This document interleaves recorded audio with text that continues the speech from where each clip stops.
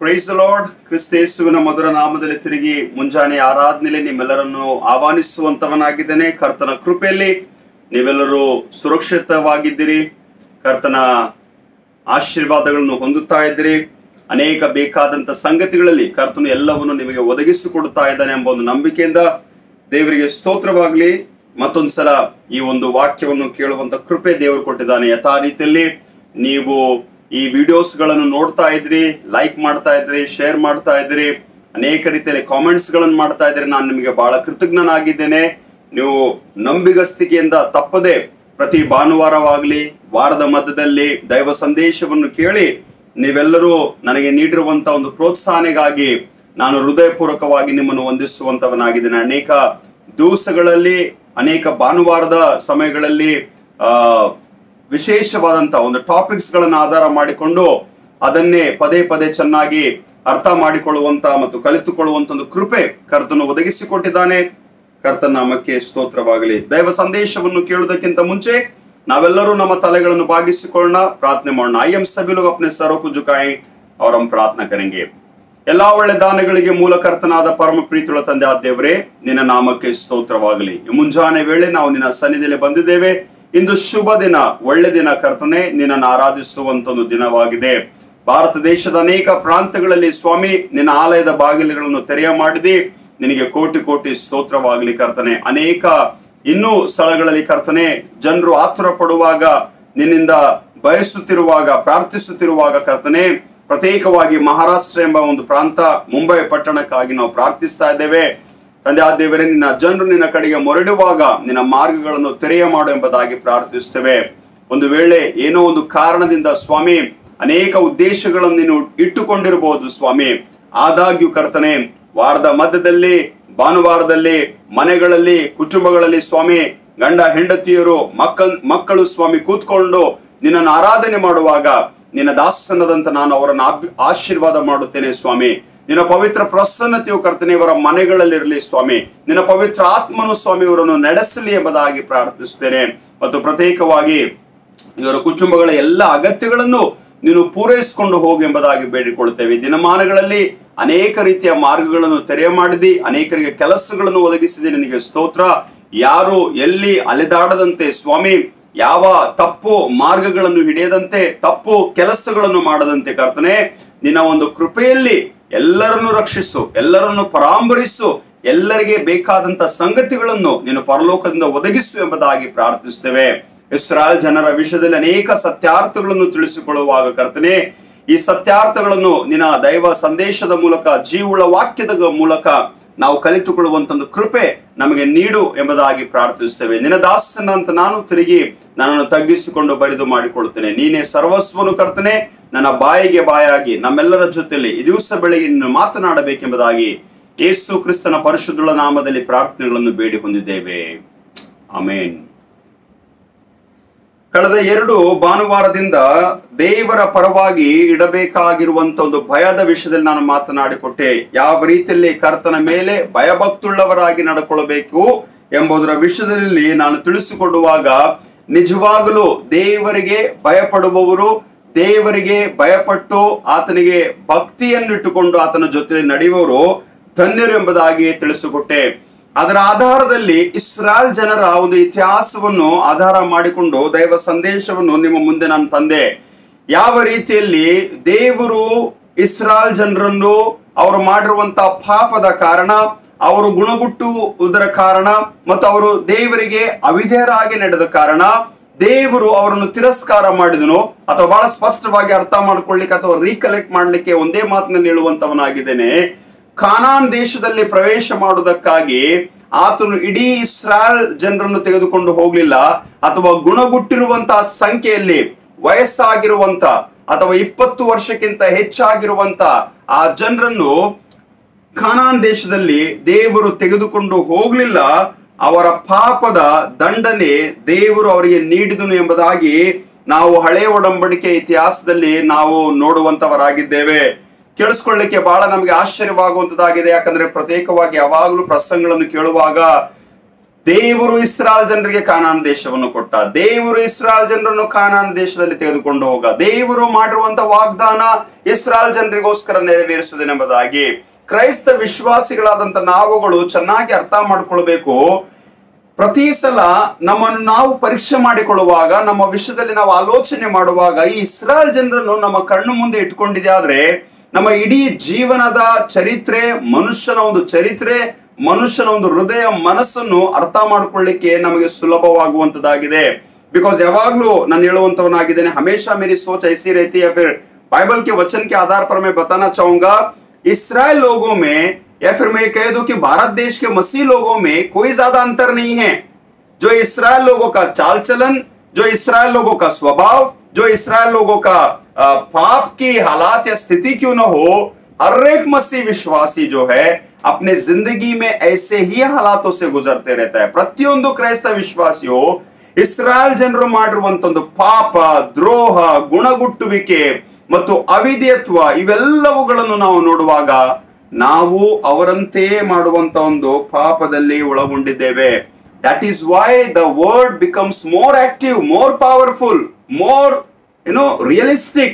जब वचन को जब हम पढ़ते हैं, हम लोग कहते हैं कि यार कितने सालों पुराना वचन है, कितने सालों पुराना इतिहास है, लेकिन उतने सालों पुराने का इतिहास को भी हम देखेंगे, वो वचन, वो बातें जो है, मैं आपको बता दूं, आज भी परमेश्वर का वचन जो है जीवित है, कार्यशील है और सच में बहुत ही प्रैक्टिकल है और बहुत ही एप्लीकेबल है.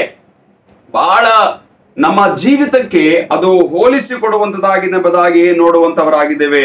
ಎಷ್ಟು ಸಲ ದೇವರು ಅವರನ್ನು ಸ್ವೀಕಾರ ಮಾಡಿದ್ನೋ ಅಷ್ಟು ಸಲ ಅವರು ತಿರಸ್ಕಾರ ಮಾಡ್ತಾನೆ ಹೋದ್ರು, ಅವಿಧೇಯತ್ವವನ್ನು ತೋರಿಸಿದ್ರು, ಪಾಪಗಳನ್ನು ಮಾಡಿದ್ರು, ದ್ರೋಹ ಮಾಡಿದ್ರು ಮತ್ತು ದೇವರಿಗೆ ಅನೇಕ ತಪ್ಪಾದಂತ ರೀತಿಯಲ್ಲಿ ನಡ್ಕೊಂಡ್ರು. ವಿಮೋಚನ ಕಾಂಡದ ಪುಸ್ತಕದಿಂದ ಹಿಡ್ಕೊಂಡು ಮಲಾಕಿಯ ಪುಸ್ತಕದವರೆಗೆ ಬಂದಿದೆ. ಆದ್ರೆ ಕೂಡ ಪದೇ ಪದೇ ಯೆಹೋವ ದೇವರು ಇಸ್ರಾಯೇಲರನ್ನು ಸ್ವೀಕರಿಸಿದ್ದಾಗಲೂ ಇಸ್ರಾಯೇಲ್ ಜನರು ಯೆಹೋವ ದೇವರನ್ನು ತಿರಸ್ಕಾರ ಮಾಡಿದ್ರು. बहुत से बार इस्राएल लोग जो है परमेश्वर को तिरस्कार करते गए, छोड़ दिए, उन्होंने परमेश्वर से दूर हो गए, परमेश्वर को भूल गए, परमेश्वर की महानता को भूल गए, परमेश्वर के कार्यों को भूल गए. And if you understand, the same God sent his only begotten son, वही परमेश्वर ने फिर अपना इकलौता पुत्र प्रभु यीशु मसीह को इस संसार में जब भेजा, उसने अपनों के बीच में अपनों के लिए वो आया, लेकिन उसके अपनों ने ही उसे तिरस्कार कर दिया. ಆತನ ಸ್ವಂತ ಜನರು ಆತನನ್ನು ತಿರಸ್ಕಾರ ಮಾಡಿದ್ರು, ಅಲಕ್ಷ್ಯ ಮಾಡಿದ್ರು. ಅದ್ಭುತಗಳನ್ನು ಕಣ್ಣಾರೆ ಕಂಡಿದ್ದಾಗಲೂ, ನೋಡಿದ್ದಾಗಲೂ, ಅನುಭವಿಸಿದ್ದಾಗಲೂ, ತಿಳ್ಕೊಂಡಾಗಲೂ ಅವರಲ್ಲಿರುವಂತಹ ಪಾಪದ ಸ್ವಭಾವ ನೋಡ್ರಿ. ಯೇಸು ಸ್ವಾಮಿಯನ್ನು ಕೂಡ ತಿರಸ್ಕಾರ ಮಾಡಿದ್ರು, ಯೇಸು ಸ್ವಾಮಿಯನ್ನು ಮರೆತು ಬಿಟ್ರು, ಯೇಸು ಸ್ವಾಮಿಯನ್ನು ಬಿಟ್ಟು ಬೇರೆ ಮಾರ್ಗಗಳನ್ನು ಹಿಡ್ಕೊಂಡ್ರು. ಒಂದು ಮಾತು ಮಾತ್ರ ನಿಜ, ಅದೇನ್ ಗೊತ್ತುಂಟಾ? They are a very special chosen people of God. ಇಸ್ರಾಯೇಲ್ ಜನರು ದೇವರ ದೃಷ್ಟಿಯಲ್ಲಿ ಬಹಳ ಅಮೂಲ್ಯರು, ಬಹಳ ವಿಶೇಷವಾದರು, ಆತನ ಆಪ್ತ ಜನರಾಗಿದ್ದಾರೆ. The closest people for God is people of Israel. ಆ ಇಸ್ರಾಯೇಲ್ ಜನರು ದೇವರಿಗೆ ಬಹಳ ಆಪ್ತವಾಗಿರುವಂತವರು. ಆದ್ರೆ ಆತನ ಸ್ವಂತ ಆಪ್ತವಾಗಿರುವಂತ ಜನರೇ ಆತನನ್ನು ತಿರಸ್ಕಾರ ಮಾಡಿದ್ರೆಂಬುದಾಗಿ I still wonder from the beginning till the end the connection, the word, the revelation, शुरुआत से लेकर जो है मध्य भाग के सुसमाचार में या फिर प्रेरित के उस प्रेरितों के द्वारा लिखे हुए पत्रियों में बार बार जो है इन सारे इजरायलों के चरित्र को, इजरायलों के हालात को, उनके जर्नी को जब हम सीखते हैं, देखते हैं, आज की सुबह भी मैं वचन लाना चाहूंगा रोमियो की पत्री, उसके 9वें, 10वें, 11वें अध्याय में कुछ भागों को अगर आप लोग देखेंगे, ರೋಮಾಪುರದವರಿಗೆ ಬರೆದ ಪತ್ರಿಕೆ 9ನೇ ಅಧ್ಯಾಯ, 10ನೇ ಅಧ್ಯಾಯ, 11ನೇ ಅಧ್ಯಾಯದಲ್ಲಿ ನಾವು ಬರಬೇಕಾದ್ರೆ ಪೌಲನು ಇಸ್ರಾಯೇಲ್ ಜನರ ವಿಷಯದಲ್ಲಿ ಮಾತನಾಡ್ತಿದ್ದಾನ್ರಿ. ಪೌಲನು ಇಸ್ರಾಯೇಲ್ ಜನರ ವಿಷಯದಲ್ಲಿ ತಿಳಿಸ್ಕೊಡ್ತಾ ಇದ್ದಾನೆ. ಪೌಲನು ಇಸ್ರಾಯೇಲ್ ಜನರು ಮಾಡಿರುವಂತ ವಿಷಯವನ್ನು ಆತನು ಈ ಒಂದು ಸತ್ಯ ವೇದದಲ್ಲಿ ತಿಳಿಸಿಕೊಡುವಂತವನಾಗಿದ್ದಾನೆ.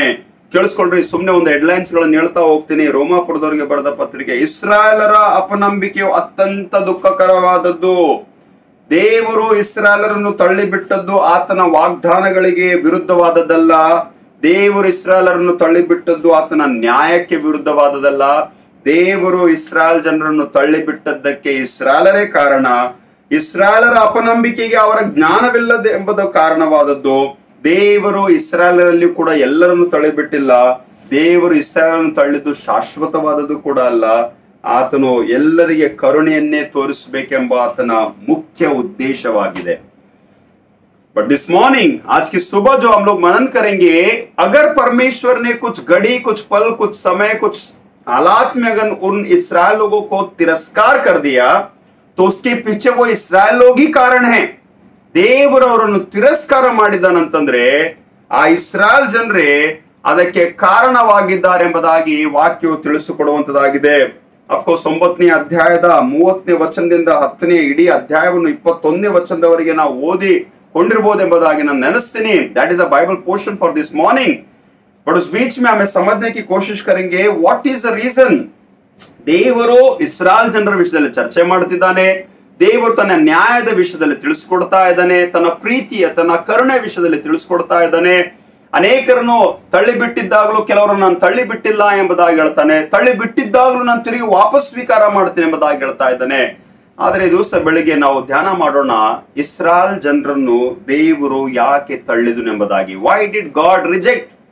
ದ ರಿಜೆಕ್ಷನ್ ಆಫ್ ಗಾಡ್ और God's rejection towards the people of Israel. परमेश्वर ने इस्राएल लोगों को तिरस्कार कर दिया, परमेश्वर ने इस्राएल लोगों को अपने से दूर कर दिया। परमेश्वर ने उन इस्राएल लोगों के प्रति जो दुख, जो खेद, जो दर्द है, उसके दास पौलुस के द्वारा यहां पर प्रकट कर रहा है। We need to think when God has chosen, he also can reject them. ದೇವರು ಯಾವಾಗ ಒಬ್ಬರನ್ನ ಆರಿಸಿಕೊಳ್ತಾನೋ ಅವರನ್ನು ತಿರಸ್ಕಾರ ಮಾಡುವಂತ ಒಂದು ಪರಿಸ್ಥಿತಿ ಬಂದರೂ ಕೂಡ ಅವರನ್ನು ತಿರಸ್ಕರಿಸುವಂತವನಾಗಿದ್ದಾನೆ। परमेश्वर अगर किसी को चुनता है, परमेश्वर अगर किसी को नियुक्त करता है, उसके पाप की वजह से, उसके गुनाह की वजह से, उसकी गलती की वजह से कहीं ना कहीं परमेश्वर उन्हें तिरस्कार कर देगा, उन्हें भूलने की स्थिति में लेकर आएगा।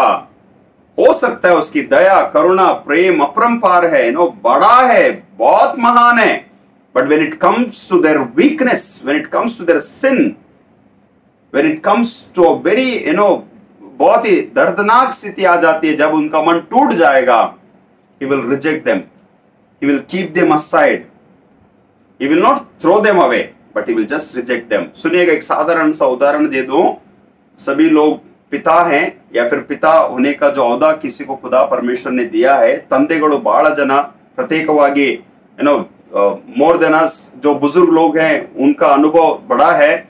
बहुत से बार ऐसे होता है, उन पिताओं का दर्द को सुनिएगा कि वो पिता के जो बच्चे हैं और वो बच्चे बड़े होने के बाद उनकी बातें नहीं सुनते हैं, बात नहीं सुनते हैं। ಕೇಳಿಸ್ಕೊಳ್ರಿ, ಒಂದು ತಂದೆ ಹಿರಿಯನಾದ ನಂತರ, ಮಕ್ಕಳು ದೊಡ್ಡವರಾದ ನಂತರ, ಅವ್ರ ಸಂಸಾರ ಕುಟುಂಬವಾದ ನಂತರ ಈ ಮಕ್ಕಳು ಆ ತಂದೆಯ ಮಾತನ್ನು ಕೇಳದೆ ಹೋದ್ರೆ, ಈ ಮಕ್ಕಳು ತಂದೆಗೆ ಅವಿಧೇಯರಾಗಿ ನಡೆದ್ರೆ, ಈ ಮಕ್ಕಳು ತಂದೆಯ ವಿರುದ್ಧವಾಗಿ ನಿಂತರೆ, ಈ ಮಕ್ಕಳು ತಂದೆ ವಿರುದ್ಧವಾಗಿ ಕೈ ಎತ್ತಿದೆ ಆದ್ರೆ, ಈ ಮಕ್ಕಳು ತಂದೆ ವಿರುದ್ಧವಾಗಿ ಕೆಟ್ಟ ಕೆಟ್ಟಗಳನ್ನು ಕಲ್ಪಿಸುತ್ತಾ ಕೂತ್ಕೊಂಡಿದೆ ಆದ್ರೆ, ಆ ತಂದೆಯು ಆ ಮಕ್ಕಳನ್ನು ತಿರಸ್ಕಾರ ಮಾಡುವಂತವನಾಗಿದ್ದಾನೆ। देयर इज नो डाउट वो बच्चे अपने डैडी के प्रति अगर कुछ गलत कर रहे हैं, गुनाह कर रहे हैं, पाप कर रहे हैं, तो वो पिता का मन टूट जाएगा, वो दर्द से भरेगा, उसको तकलीफ होगी।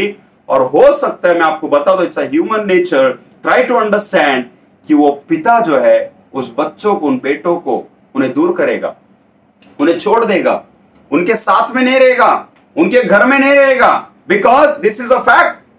ಒಂದು ಮನುಷ್ಯನಾಗಿ ನೀನು ನಾನು ಈ ಲೋಕದ ಯಾತ್ರೆಯಲ್ಲಿ ನನಗೆ ಸಂಭವಿಸುವಂತ ಸ್ಥಿತಿಗತಿಗಳಲ್ಲಿ ನನ್ನ ಆಪ್ತರನ್ನು, ನನ್ನ ಪ್ರಿಯರನ್ನು ಅಥವಾ ನನ್ನ ಸ್ವಂತ ಕುಟುಂಬದ ನನ್ನ ಮಕ್ಕಳನ್ನೇ ನಾನು ತಿರಸ್ಕಾರ ಮಾಡ್ತಿದ್ದೆ ಆದ್ರೆ, just understand the heart of God. परमेश्वर के मन को समझिएगा, परमेश्वर के हृदय को समझने की कोशिश कीजिएगा, परमेश्वर के दर्द को समझने की कोशिश कीजिएगा। Because God also will bring the situation it he has already brought. ಆತನು ಅದನ್ನು ತಂದಿದ್ದಾನೆ। ಇಸ್ರಾಯೇಲರನ್ನು ತಳ್ಳುವುದಕ್ಕೆ ಇಸ್ರಾಯೇಲರೇ ಕಾರಣ। All the people of god, ಎಲ್ಲಾ ದೇವ ಜನರು, ಎಲ್ಲಾ ದೇವ ಭಕ್ತರು, ಎಲ್ಲ ಸಭೆಯವರು, ಸಭೆಯಲ್ಲಿರುವಂತ ಯವನಸ್ಸ ಮಕ್ಕಳು, ಸಭೆಯಲ್ಲಿರುವಂತ ಹೆಣ್ಣು ಮಕ್ಕಳು, ಸಭೆಯಲ್ಲಿರುವಂತ ಗಂಡು ಮಕ್ಕಳು, ಸಭೆಯಲ್ಲಿರುವಂತ ಹಿರಿಯರು, ಸಭೆಯಲ್ಲಿರುವಂತ ಪಾಸ್ಟೆಡ್ ಕಮಿಟಿ ಮೆಂಬರ್ಸ್ಗಳು, ದಯಮಾಡಿ ಕೇಳಿಸ್ಕೊಳ್ರಿ। ಎಲ್ಲಿಯಾದ್ರೂ ನಮ್ಮ ಜೀವಿತದಲ್ಲಿ ಯಾವುದೋ ಒಂದು ಪರಿಸ್ಥಿತಿ ಬಂದಿದೆ ಆದ್ರೆ, ಅಸಮಾಧಾನದ ಸ್ಥಿತಿಯಿಂದ ನಾವು ಹಾದು ಹೋಗ್ತಾ ಇದ್ದಿದೆ ಆದ್ರೆ, ನಿಮ್ಮನ್ನು ಯಾರೋ ಒಂದು ತಳ್ಳಿದ್ದಾರೆ, ತಿರಸ್ಕಾರ ಮಾಡ್ತಾ ಇದ್ದಾರೆ, ಒಂದು ವಿಚಾರ ಬಂದಿದೆ ಆದ್ರೆ, ಅದಕ್ಕೆ ನೀವೇ ಕಾರಣ ಅಥವಾ ನನ್ನನ್ನು ತಿರಸ್ಕಾರ ಮಾಡಿದಾನಂತಂದ್ರೆ ನಾನೇ ಕಾರಣ ಎಂಬುದಾಗಿ ಆಲೋಚನೆ ಮಾಡಿಕೊಳ್ಳುವಂಥದ್ದು ಬಹಳ ಅಗತ್ಯ. ಮನುಷ್ಯರು ಈ ಲೋಕದಲ್ಲಿ ಎಷ್ಟು ವಿಧ ವಿಧವಾದಂತ ಘೋರವಾದಂತ ಅಸಹ್ಯವಾದಂತ ದೇವರಿಗೆ ಮೆಚ್ಚುಗೆ ಆಗಲಾರದಂತ ಪಾಪಗಳನ್ನು ಮಾಡ್ತಾ ಇದ್ದಾರೆ ಗೊತ್ತುಂಟಾ. ನಾನು ಎಷ್ಟು ಹೇಳಿದಾಗಲೂ ಕೂಡ ಅನೇಕರಿಗೆ ಸತ್ಯಾರ್ಥಗಳು ಅರ್ಥವಾಗ್ತಾ ಇಲ್ಲ. देवर भय ಇಲ್ಲ. They don't have a fear of God. परमेश्वर का भय उनके अंदर नहीं है. परमेश्वर का भय उनके अंदर ना होने की वजह से वो ऐसे कामों को करने में मजबूर हो जाते हैं जो वो ना चाह कर भी, ना समझ कर भी, अनजान होकर जो है शैतान के षड्यंत्र में, शैतान के अथॉरिटी के अंदर में आकर जो है वो गुनाह बुराई को करने लगते हैं. I know my introduction was long. मेरा परिचय बहुत लंबा रहा. आधा 15 मिनट जो है यही बात को मैंने बोल दिया, लेकिन सुनिएगा ध्यान से. I just speak 2 points. मैं 2 बातों को बताऊंगा और 2 बातों में 3 बातें हैं. ಆ 2 ಮಾತುಗಳಲ್ಲಿ 3 ಸಂಗತಿಗಳಿದ್ದಾವೆ. The first point is reason of rejection and the second important point is the result of the rejection. ಮೊದಲನೇದಾಗಿ ಅವರನ್ನು ತಿರಸ್ಕಾರ ಮಾಡಿರುವಂತ ಕಾರಣ ಏನ್ರಿ? What is the reason of rejection? कुछ तो कारण होना चाहिए. अब सुनिएगा, उसमें 3 कारण है. सबसे पहला कारण वो ये है, they were proud and self righteous. ಅವರು ಬಹಳ ಗರ್ವ ಅಹಂಕಾರದಿಂದ ತುಂಬಿ ಸ್ವನೀತಿಯನ್ನು ಆಧಾರ ಮಾಡಿಕೊಂಡಿದ್ರು. Did you get my point? वो बहुत ही घमंड थे, वो बहुत ही अहंकार से भरे थे और उन्होंने अपने स्वनीति को उन्होंने आधार माना था. ಅವರು ತಮ್ಮ ಸ್ವನೀತಿಯನ್ನು ಆಧಾರ ಮಾಡಿಕೊಂಡು ಅವರು ಜೀವಿಸ್ತಾ ಇದ್ರು ಎಂಬುದಾಗಿ ನೋಡುವಂತವರಾಗಿದ್ದೇವೆ. ವೆನ್ ಐ said a ಸ್ವನೀತಿ, ಕೇಳಿಸ್ಕೊಳ್ರಿ ಚೆನ್ನಾಗಿ. I do not know how many of you understand, the self righteousness उसे कहा जाता है. स्वयं की नीति, स्वयं की धार्मिकता, स्वयं की भलाई, स्वयं की अच्छाई, स्वयं की सही हालात या फिर सही परिस्थिति. स्वयं ನಾನು, ನನ್ನ ವಿಚಾರ, ನನ್ನ ಧರ್ಮ, ನನ್ನ ನಿಯಮ. ವೆನ್ ಯು ಅಂಡರ್ಸ್ಟ್ಯಾಂಡ್ ಸ್ವನೀತಿ ಎಂಬುದಾಗಿ ಹೇಳುವಾಗ ಎಷ್ಟು ನಾನು ನಾನು ನಾನು ಎಂಬುದಾಗಿ ಹೇಳ್ಕೊಂತ ಹೋಗ್ತೀನೋ ಅಷ್ಟು ನನ್ನಲ್ಲಿ ಗರ್ವ ಹೆಚ್ಚಾಗ್ತದ್ರಿ, ಅಷ್ಟು ನನ್ನಲ್ಲಿ ಅಹಂಕಾರ ಹುಟ್ಟುವಂತದಾಗಿದೆ. And that situation will not make you to learn anything in your life. ಸ್ವನೀತಿಯನ್ನು ಆಧಾರ ಮಾಡಿಕೊಳ್ಳುವಾಗ, when you depend on your self righteousness, you cannot learn the righteousness of God. ಸ್ವನೀತಿಯನ್ನು ಆಧಾರ ಮಾಡಿಕೊಂಡ್ರೆ ಇಸ್ರಾಯೇಲರು ದೇವರ ನೀತಿಯನ್ನು ಅರ್ಥ ಮಾಡಿಕೊಳ್ಳಿಲ್ಲ, ದೇವರ ಪವಿತ್ರತೆಯನ್ನು ಅರ್ಥ ಮಾಡಿಕೊಳ್ಳಿಲ್ಲ, ದೇವರು ಕೊಡುವಂತ ಒಂದು ಜ್ಞಾನವನ್ನು ಅವರು ಕಳ್ಕೊಂಡ್ರು. ಮುಂದೆ ನಾನು ತಿಳಿಸ್ಲಿಕ್ಕಿದ್ದೇನೆ. They lost the righteousness of God, they lost the glory of god.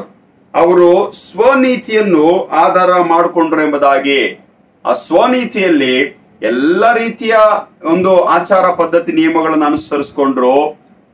ಯೇಸು ಸ್ವಾಮಿ ಬಂದನ್ರಿ, ಯೇಸು ಸ್ವಾಮಿ ಮುಂದೆ ನಿಂತ್ಕೊಂಡ, ಯೇಸು ಸ್ವಾಮಿ ಕಣ್ಣೆದುರಿಗೆ ಕಾಣಿಸ್ಕೊಂಡ, ಯೇಸು ಸ್ವಾಮಿ ಅದ್ಭುತಗಳನ್ನು ಮಾಡಿದ, ಯೇಸು ಸ್ವಾಮಿ ಅವರೆಲ್ಲರಿಗೆ ಬೇಕಾಗಿರುವುದನ್ನೆಲ್ಲವನ್ನು ಒದಗಿಸಿದ. ಕಣ್ಣಾರೆ ಕಂಡಿದ್ದಾಗಲೂ ಯೇಸು ಸ್ವಾಮಿಯನ್ನು ಪದೇ ಪದೇ ಪ್ರಶ್ನೆಗಳನ್ನು ಮಾಡ್ತಾ ಹೋದ್ರು. ಯೇಸು ಸ್ವಾಮಿಯನ್ನು ಟೀಕಿಸಿದ್ರಿ. Listen to this very carefully. It is very sad to inform and to say, वो लोग हैं इतने कैसे हालात में गिर सकते हैं. मुझे सोचने में अचंभा होता है कि वो अपनों के लिए आया और उसके अपनों ने ही उसे तिरस्कार कर दिया. ತನ್ನ ಸ್ವಂತ ಜನರಿಗೋಸ್ಕರ ಆತನು ಬಂದನು, ಆತನ ಸ್ವಂತ ಜನರೇ ಆತನನ್ನು ತಿರಸ್ಕಾರ ಮಾಡಿದ್ರು. आज आपके बीच में आपके प्रिय लोग हो सकते हैं, आपका पादरी हो सकता है, आपका सेवक हो सकता है, आपका रिश्तेदार हो सकता है, और बहुत से लोगों का कहना ये है कि मेरे अपनों ने ही मुझे धोखा दे दिया. आपको जब ये बात डायलॉग मारना अच्छा लगता है ना, इस डायलॉग के साथ में ये भी सोचो, आप और मैं परमेश्वर के लिए उसके अपने हैं, और हमने भी हमारे जिंदगी में कुछ ऐसे स्थितियों को आधार माना है, डिपेंड हुए हैं, अंडरस्टैंडिंग में आ चुके हैं that whatever you are thinking you are right. ನೀನು ಏನೇನು ಆಲೋಚನೆ ಮಾಡ್ಕೊಳ್ತಾ ಇದೆಯೋ ನೀನು ಸರಿ ಇದ್ದೀಯ ಎಂಬ ಒಂದು ಸ್ಥಿತಿಯಲ್ಲಿ ಇದ್ದ ಕಾರಣ ಸ್ವನೀತಿಗೆ ಬಂದು ಬಿಟ್ಟಿದ್ದೆ. Stubborn, very stubborn. We made our heart so stubborn. ಬಹಳ ಹೃದಯವನ್ನು ಕಠಿಣ ಮಾಡಿಕೊಂಡು ಜೀವಿಸುವ ಕಾರಣ. ಕೇಳಿಸ್ಕೊಡ್ರಿ, when you become proud when you have this stubbornness, you will reject the truth. सच्चाई से दूर जाएंगे हम लोग। सच्चाई को उन्होंने स्वीकारा नहीं। Proud of their own good, own works, own religious things, own self-righteousness. They have never admitted that they are sinners and they have trusted the Savior. ಅವರು ಕ್ರಿಸ್ತನನ್ನು ಹಿಂಬಾಲಿಸಲಿಲ್ಲ, ಕ್ರಿಸ್ತನ ಮೇಲೆ ಭರವಸೆ ಬಿಡಲಿಲ್ಲ, ಕ್ರಿಸ್ತನನ್ನು ಅನುಸರಿಸಿಕೊಂಡು ನಡೆಯಲಿಲ್ಲ. ಅವರು ಧರ್ಮವನ್ನು ಹಿಡಿಯಬೇಕೆಂದು ಪ್ರಯತ್ನಿಸಿದ್ರು, ಧರ್ಮವನ್ನು ಹಿಡಿಯಲಾರದೆ ಹೋದ್ರಿ. They wanted to hold on to the religion things, but they could not, क्योंकि उन्होंने अपने स्वयं की कोई विचारधाराओं को उन्होंने बना लिया था कि यही तरीका है, यही सही है और यही एक मार्ग है, और इसलिए उनका घमंड जो है, उनका अहंकार जो है, उन्हें स्टबर्न किया, स्टबर्न, कठिना, उनके मन को कठिन किया, और कठिन करने के वजह से परमेश्वर ने उन्हें तिरस्कार कर दिया. और दूसरा रीजन है, they have misunderstood their own law. ತಮ್ಮ ಸ್ವಂತ ನೇಮ ನಿಷ್ಠೆಗಳನ್ನೇ, ತಮ್ಮ ಸ್ವಂತ ದೇವರು ದಯಪಾಲಿಸಿರುವಂತ ಧರ್ಮಶಾಸ್ತ್ರದ ಸೂತ್ರ ನಿಯಮಗಳನ್ನೇ ಅವರು ತಪ್ಪು ಅರ್ಥ ಮಾಡಿಕೊಂಡ್ರು ಎಂಬುದಾಗಿ ಹೇಳಲಿಕ್ಕೆ ಯಾವ ಸಂಕೋಚವಿಲ್ರಿ. That is why we see ಯಜ್ಞಗಳಾಗ್ಲಿ, ಯಾಜಕ ಧರ್ಮವಾಗಲಿ, ದೇವಾಲಯದ ಸೇವೆಯಾಗಲಿ, ಆಚಾರ ಪದ್ಧತಿ ಆಗಲಿ, ಕ್ರಿಯೆ ಕಾರ್ಯಗಳಾಗಲಿ, ನೇಮ ನಿಷ್ಠೆಗಳಾಗಲಿ, ಧರ್ಮಶಾಸ್ತ್ರವಾಗಲಿ, ಎಲ್ಲವನ್ನು ತಪ್ಪಾಗಿ ಅರ್ಥ ಮಾಡಿಕೊಂಡ್ರು. ಎಲ್ಲವನ್ನು ತಪ್ಪಾಗಿ ಅರ್ಥ ಮಾಡಿಕೊಂಡ್ರು. The Lord told them that they were sinners and they need a savior. Instead of the law, bring them to Christ. ಕೇಳಿಸ್ಕೊಡ್ರಿ, ಆ ಒಂದು ಧರ್ಮಶಾಸ್ತ್ರ ಅವರಿಗೆ ತಿಳಿಸಿತು ಅವರು ಪಾಪಿಗಳಾಗಿದ್ದಾರೆ, ಅವರ ಅಧರ್ಮಗಳನ್ನು ಮಾಡ್ತಿದ್ದಾರೆ, ಅವರಿಗೆ ಒಬ್ಬ ರಕ್ಷಕನ ಅಗತ್ಯ, ಪಾಪದ ಪರಿಹಾರ ಅಗತ್ಯ, ಯಜ್ಞಗಳನ್ನು ಸಮರ್ಪಿಸುವಂತದ್ದು ಅಗತ್ಯ ಎಂಬುದಾಗಿ ತಿಳಿಸ್ಕೊಟ್ಟ ನಂತರ ಇಸ್ರಾಯೇಲರ ಇತಿಹಾಸದ ಒಂದು ಜರ್ನಿಯಲ್ಲಿ ಯೇಸು ಸ್ವಾಮಿ ಬಂದಿದ್ದಾಗಲೂ ಕೂಡ ಅವರು ಬರೀ ಧರ್ಮಶಾಸ್ತ್ರವನ್ನೇ ಆರಾಧನೆ ಮಾಡಿದ್ರಿ. ಕೇಳಿಸ್ಕೊಳ್ರಿ ಚೆನ್ನಾಗಿ. That is what Jesus said in the ministry. Yeshu Masih सेवकाई में इसलिए बार बार उन्हें खंडित किया, उन्हें डांटा, उन्हें चिल्लाया, उन्हें फटकारा, उन्हें बोला कि तुम जो हो व्यवस्था का अनुसरण कर रहे हो, जिसने जो व्यवस्था का स्थापना किया है ना, उसे तुम भूल गए हो. जिसने व्यवस्था को दिया है, जो व्यवस्था का करता है, दाता है, त्राता है, उसे तुमने तिरस्कार कर दिया. And that is why Paul says in Romans chapter 6:14, 6ನೇ ಅಧ್ಯಾಯ 14ನೇ ವಚನದಲ್ಲಿ ಆತನು ಏನು ತಿಳಿಸ್ತಾ ಇದ್ದಾನೆ ಗೊತ್ತುಂಟಾ? ಪಾಪವು ನಿಮ್ಮ ಮೇಲೆ ಅಧಿಕಾರ ನಡೆಸದು, ನೀವು ಧರ್ಮಶಾಸ್ತ್ರಕ್ಕೆ ಅಧೀನರಲ್ಲ, ಕೃಪೆಗೆ ಅಧೀನರಾಗಿದ್ದೀರಿ ಎಂಬುದಾಗಿ.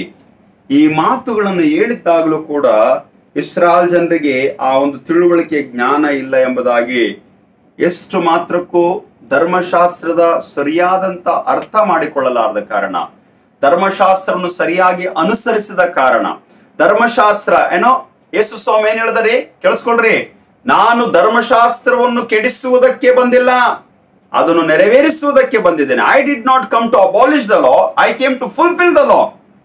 But what did the people of Israel understood? Everything Jesus is doing against the law. He is speaking against God. He is claiming himself as son of God and son of man. Bar bar Israel लोगों का गलत फहमी यही हुआ. I still wonder यार, अगर Israel लोगों के दिमाग इतना भ्रष्ट होके उनके अंदर इतनी गलत फहमी हो सकती है खुदा का बेटा प्रभु यीशु मसीह के लिए, तो मैं तो सोचता हूं यार कलीसिया में कितनी गलतफहमियां हो सकती हैं, लोगों के प्रति कितनी गलतफहमियां हो सकती है, पादरी के प्रति तो कितनी गलतफहमियां हो सकती है.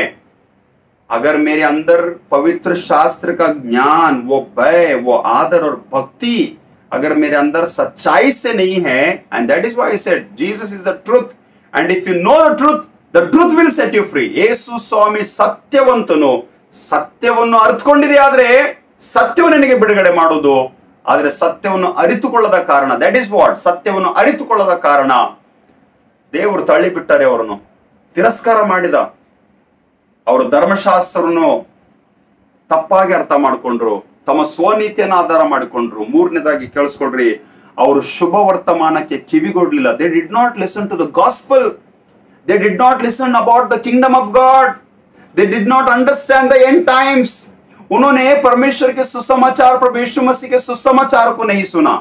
उन्होंने प्रभु यीशु मसीह के कार्यों को देखा, प्रभु यीशु मसीह के वचनों को सुना, लेकिन सुसमाचार को उन्होंने ग्रहण नहीं किया. उन्होंने परमेश्वर के अंत के दिनों के बारे में वो सही से अंदाजा नहीं लगाए. They did not believe who has come. यार ಬಂದಾನೆ ನಮ್ಮ ಮಧ್ಯದಲ್ಲಿ. If of course they waited for the messiah. ಅವರು ಮಸ್ಸಿಯನು ಬರುವನೆಂಬುದಾಗಿ ಅವರು ಕಾಲ್ಕೊಂಡ್ರು. ಆದ್ರೆ ಮಸ್ಸಿಯನು ಬಂದಿದ್ದಾಗಲೂ ಅವರು ಆ ಮಸ್ಸಿನನ್ನು ಅರ್ಥ ಮಾಡಿಕೊಳ್ಳಿಲ್ಲ ಎಂಬುದಾಗಿ ನಾವು ಸಾರಿದ ಸುವಾರ್ತೆಯನ್ನು ಯಾರು ನಂಬಿದ್ರು? ಯೆಶಾಯ ನಬಿ ಕಾ ಕಿತಾಬ್ 53 ಅಧ್ಯಾಯ 1 ವಚನ, 53ನೇ ಅಧ್ಯಾಯ 1ನೇ ವಚನ. ನಾವು ಸಾರಿದ ಸುವಾರ್ತೆಯನ್ನು ಯಾರು ನಂಬಿದ್ರಿ? ನಾವು ಮಾಡಿದ ಪ್ರಸಂಗ ಯಾರು ನಂಬಿದ್ರಿ? ನಾವು ಮಾಡಿದ ಪ್ರಾರ್ಥನೆಯನ್ನು ಯಾರು ನಂಬಿದ್ರಿ? ಎಲ್ಲ ಮಾಡಿ ಆಯ್ತು, ಎಲ್ಲ ತೋರಿಸಿ ಆಯ್ತು, ಎಲ್ಲ ತಿಳಿಸಿ ಆಯ್ತು, ಎಲ್ಲ ಕಲಿಸಿ ಆಯ್ತು. I would say one thing, क्या किसी के जिंदगी का just understand, क्या प्रभु यीशु मसीह का 3.5 साल का सेवकाई व्यर्थ में गई? सुनिएगा ध्यान से. Did any of the message, did any of the work, did any of the work, miracle gone in vain? क्या कुछ वेस्ट हो गया? क्या कुछ व्यर्थ हो गया? And there is answer for it. No matter आप परमेश्वर ने तिरस्कार किया कुछ कारणों की वजह से, बट अब इसका आउटकम ये है, क्यों वो परमेश्वर के वचन को नहीं सुने, क्यों वो सुसमाचार को नहीं सुने, क्यों वो परमेश्वर के राज्य के बारे में नहीं समझे? Because they did not have a wisdom. ಜ್ಞಾನವಿರಲಿಲ್ಲರಿ, ಬುದ್ಧಿಹೀನರು. ಅವರು ಬುದ್ಧಿಹೀನರು, ಅಲಕ್ಷ್ಯ ಭಾವದಿಂದ ಜೀವಿಸಿದ್ರು. Shame on you and me, मुझ पे और आप पे शर्म आए कि हमें ये परमेश्वर ने बुद्धि देने के बावजूद भी अगर उसका इस्तेमाल हम नहीं कर रहे हैं. मूर्ख हैं हम लोग. I tell you, मूर्ख हैं. Foolish we are. If we are not able to understand the truth of God, the work of God, the gospel of God, the kingdom of God, ದೇವರ ರಾಜ್ಯ, ಸುವಾರ್ತೆ, ಅದ್ಭುತ, ಅಂತ್ಯಕಾಲ, ನಿತ್ಯ ಜೀವ, ಪರಲೋಕದ ಸೌಭಾಗ್ಯ, ಇದನ್ನ ಅರ್ಥ ಮಾಡ್ಕೊಳ್ತಾ ಇಲ್ಲ ಅಂತಂದ್ರೆ ಮೂರ್ಖರು ನಾವು. ಸ್ಥಾನ ಬೇಕು, ಮಾನ ಬೇಕು, ಹಣ ಬೇಕು, ಆಸ್ತಿ ಬೇಕು, ಪೊಸಿಷನ್ ಬೇಕು, ಹೆಸರು ಬೇಕು ನಮಗೆ. ಅಯ್ಯೋ, shame on us यार. I feel pity on my churches. मेरे कलीसियाओं के लिए मुझे दुख होता है. मेथोडिस्ट कलीसियाओं के लिए मुझे दुख होता है.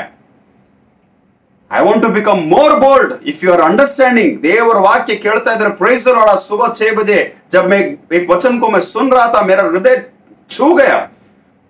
उस व्यक्ति के, उस परमेश्वर के दास के द्वारा जब मैं सुन रहा था, मैं समझ नहीं पा रहा था क्यों ऐसे प्रभु के दास लोग, same like minded people, they are still speaking about Christians.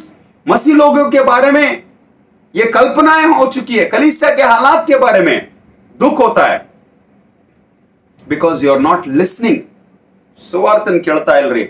And what is outcome मालूम है? Result of the rejection. अब इसका परिणाम क्या हुआ पता है? ಅವರನ್ನು ತಿರಸ್ಕರಿಸುವುದಕ್ಕೆ ಪರಿಣಾಮ ಏನು ಗೊತ್ತುಂಟಾ? The 3 points again I would say and conclude. Israel was guilty. वो इस्राएल लोग दोषी ठहराए.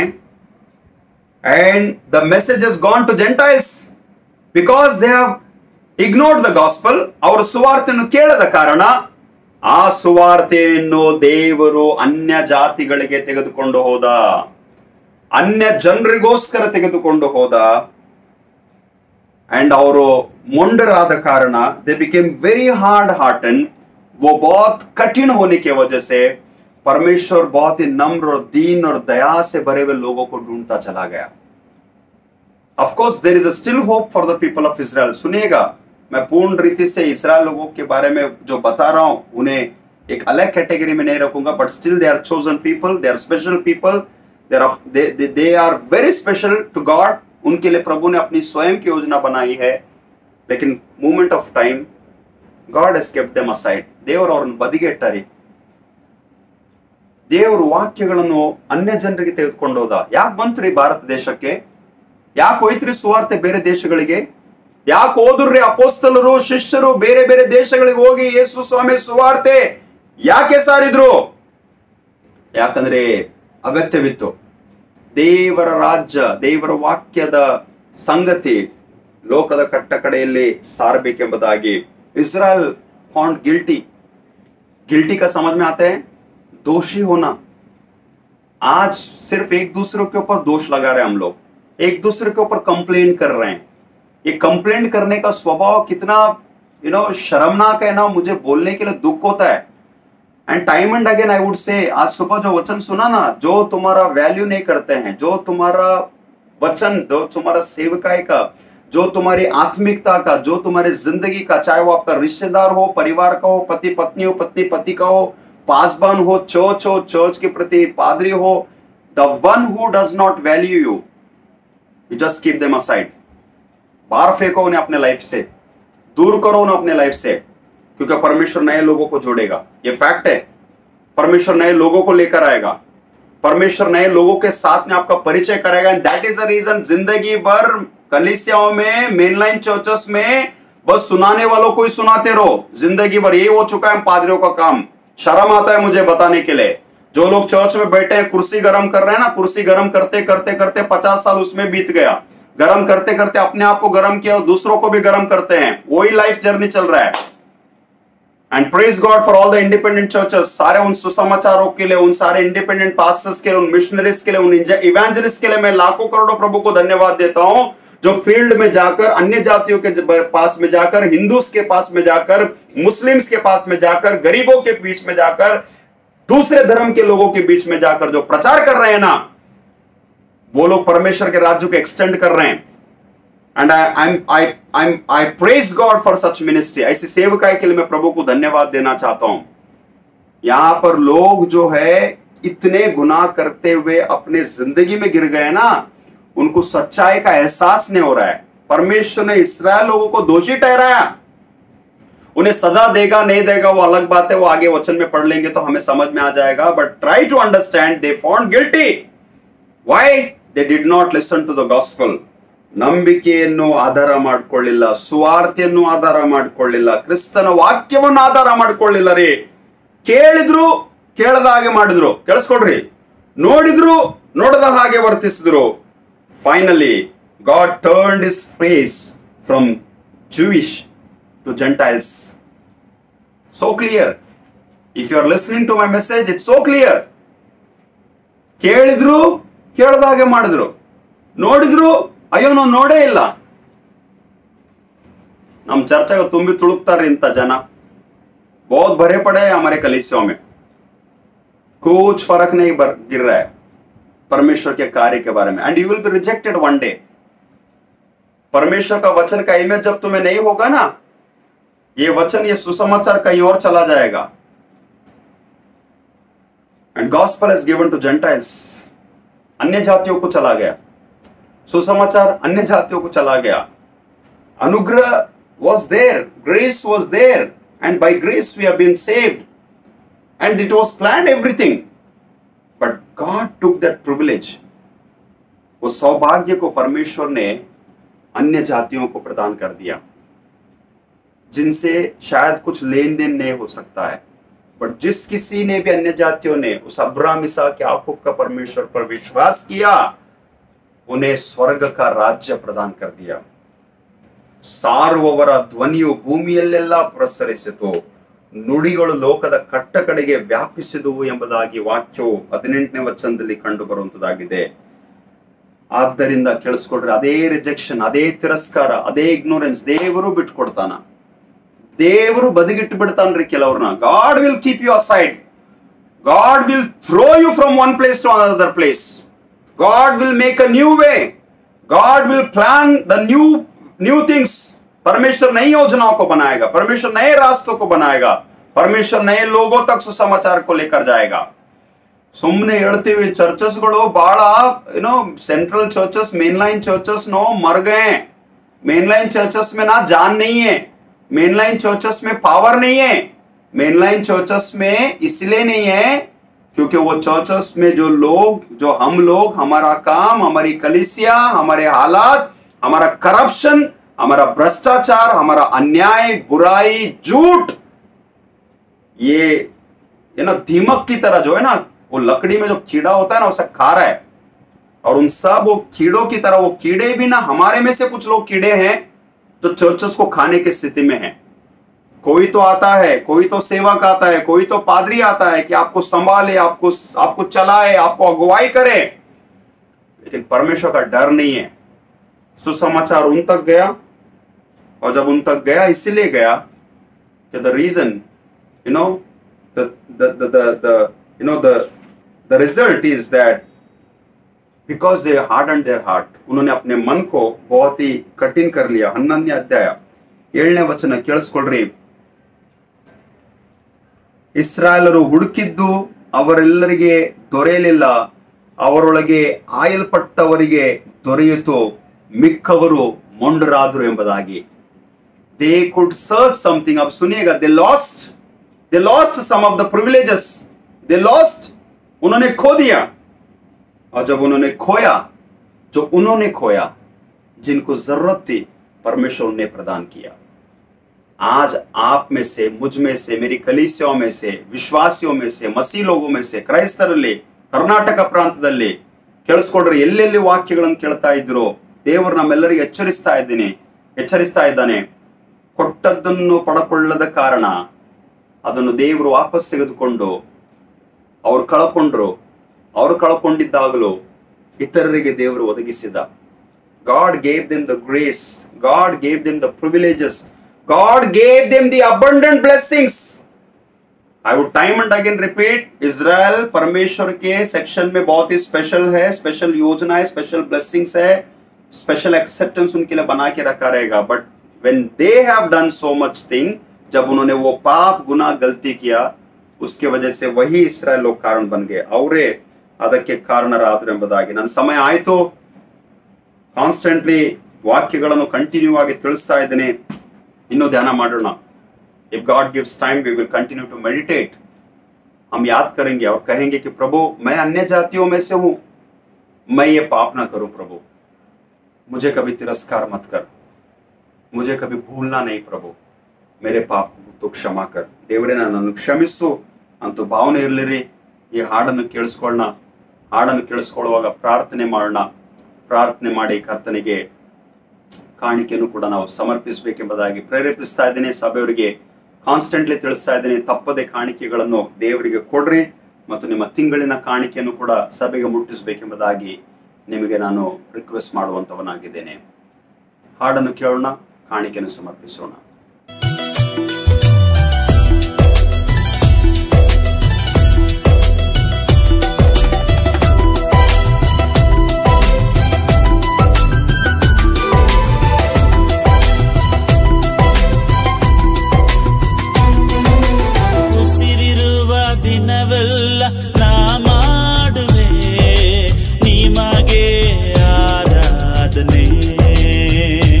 ನನ್ನ ಉಸಿರಿರುವ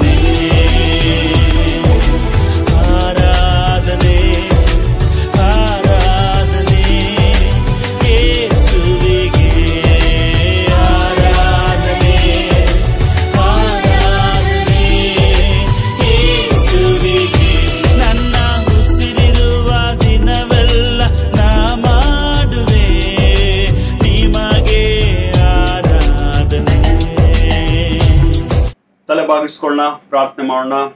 ನಮ್ಮನ್ನು ಅತಿ ವಿಶೇಷವಾಗಿ ಪ್ರೀತಿ ಮಾಡಿಕೊಂಡು ಬಂದಂತ ಪರಮ ಪ್ರೀತಿಯುಳ್ಳ ತಂದೆ ಆದ ದೇವರೇ, ನಿನ್ನ ನಾಮಕ್ಕೆ ಸ್ತೋತ್ರವಾಗಲಿ. ಈ ಒಂದು ಮುಂಜಾನೆ ವೇಳೆಯಲ್ಲಿ ದೈವ ಸಂದೇಶವನ್ನು ಕೇಳಿರುವಾಗ ಇಸ್ರಾಯೇಲರನ್ನು ತಳ್ಳಿ ಬಿಟ್ಟದ್ದಕ್ಕೆ ಇಸ್ರಾಯೇಲರೇ ಕಾರಣ ಸ್ವಾಮಿ. ನಮ್ಮ ಪಾಪಗಳ ಕಾರಣ, ನಮ್ಮ ಪಾಪದ ದೆಸೆಯಿಂದ, ನಮ್ಮ ದ್ರೋಹಗಳ ದೆಸೆಯಿಂದ ಎಷ್ಟೋ ಸಲ ನಮ್ಮನ್ನು ತಿರಸ್ಕಾರ ನೀನು ಮಾಡಿದಿ ಕರ್ತನೆ. ಆದಾಗ್ಯೂ ಕರ್ತನೆ, ನಿನ್ನ ಕೃಪೆ ಶಾಶ್ವತವಾದದ್ದು, ನಿನ್ನ ಆಶೀರ್ವಾದಗಳು ದೊಡ್ಡದು ಸ್ವಾಮಿ. ದಯಮಾಡಿ ನಮ್ಮನ್ನು ಕ್ಷಮಿಸು. ನಾವೇನ್ ಮಾಡಿದ್ದೆವು ನಾವು ಅರಿಯವು ಸ್ವಾಮಿ, ನಮ್ಗೆ ಗೊತ್ತಿಲ್ಲ, ಅಲ್ಪರು ಅಯೋಗ್ಯರು ಸ್ವಾಮಿ. ತಪ್ಪಾದಂತ ಸಂಗತಿಗಳನ್ನು ಮಾಡಿ ನಿನಗೆ ದ್ರೋಹಿಗಳಾಗಿದ್ದೇವೆ ಸ್ವಾಮಿ, ಮೊಂಡರಾಗಿದ್ದೇವೆ ನಾವು. ದಯಮಾಡಿ ಕ್ಷಮಿಸು.